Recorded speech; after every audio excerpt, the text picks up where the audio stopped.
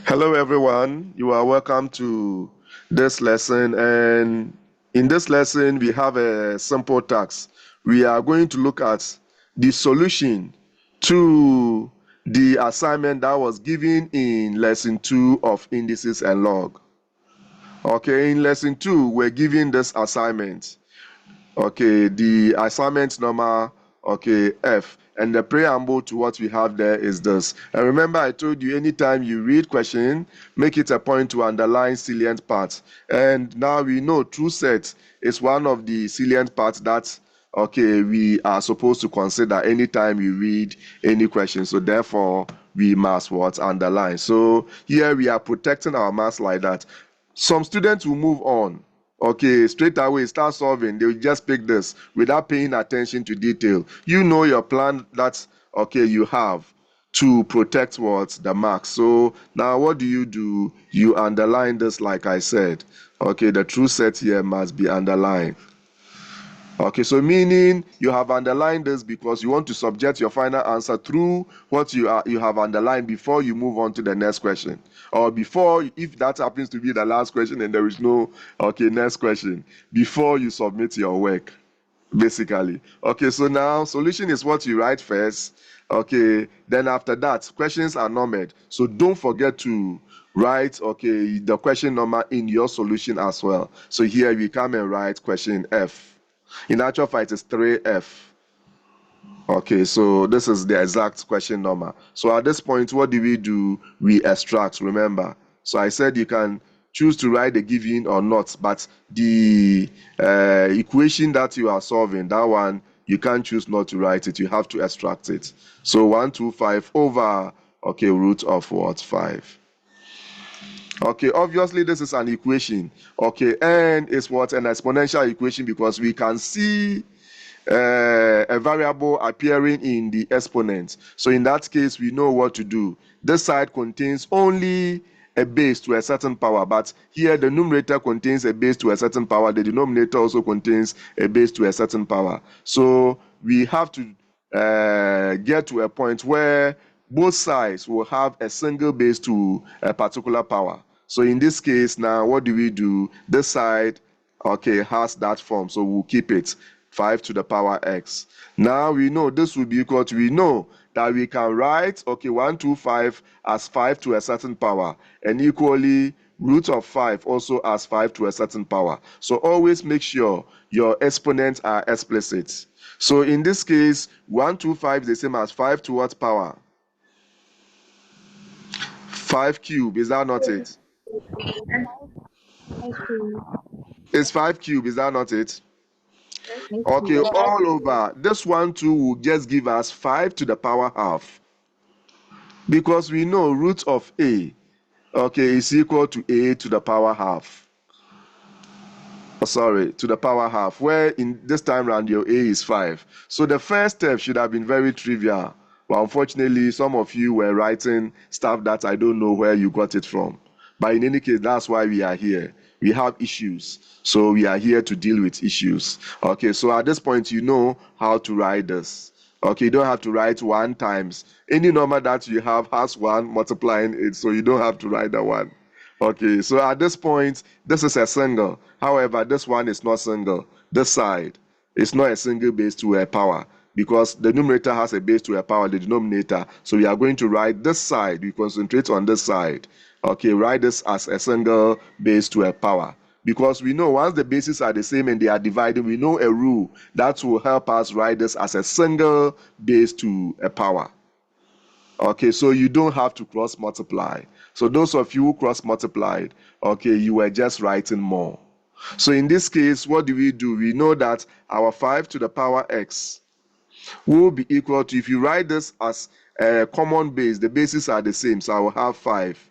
Okay, and you can see that you are dividing. We said that a to the power m over a to the power n per the law. It will be keep your common base, then now come and subtract the denominator power from the numerator power or exponent, so m minus n. So going by that rule, we know that this will give us 3 minus half. You can do that mentally. And 3 minus half will give us what? 2 and a half. Am I right? Yes. Someone can choose to write the 2.5 here, no issues. Okay. However, it is better and appropriate to write, okay, the improper fraction form, which will give us what? 5. Okay, so 5/2. So it will be 5 to the power 5/2. Now the bases are the same, so we can equate the exponents. So you can say that this implies that our x is equal to what? 5/2. However, even if the question asks you to just find x, just solve. Okay, if you are drawing your conclusion, you can't draw your conclusion with an improper fraction. So those of you who even did that, okay, I was wondering, okay, whether you wanted to test, okay, my patience level or what, okay, or tolerance level. Okay, so in this case, this is what we have. You know, the next we were asked to find the true set. Okay, so our conclusion must be in the true set form. And don't write, therefore, the true sets. I told you in the last meeting. Just write, therefore, come and write the true set. And the true set will be x is such that, okay, your x will be equal to change this one to its corresponding mixed numbers. And that will give us what? 2 whole number 1 over what? Over 2. And again, remember I told you, if possible, okay, or maybe those who have joined my lesson, I think a couple of days ago. However, if you've been under my teaching, you should know that I always tell you to avoid using the diagonal division bar, true or false.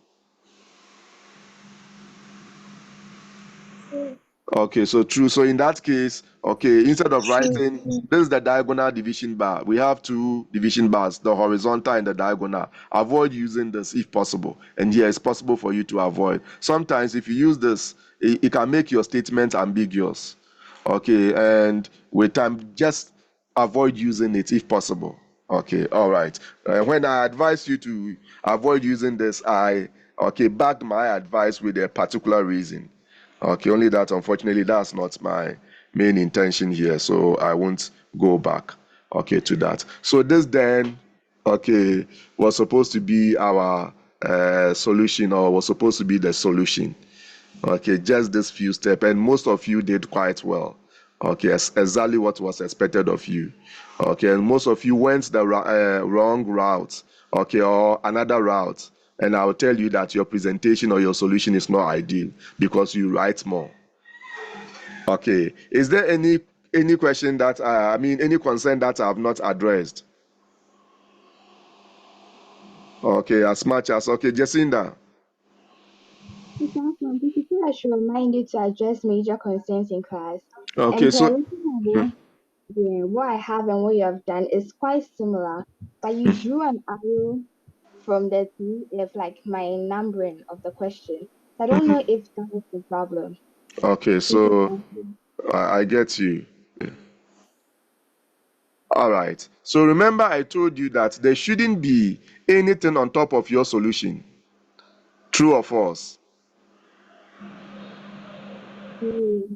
True. So at the normal circumstance, what you are supposed to do is, okay, you know, in exams, okay, you don't write the questions. You only provide the solution. However, in your usual classroom, sometimes you have to write the questions. So when you are writing the question, you have to write all the questions before you start providing the solution. So if I give you 3 questions, you have to write all the 3 questions before you come, okay, or you start writing the solution. So it means on top of the first solution that you write, it will be just the questions.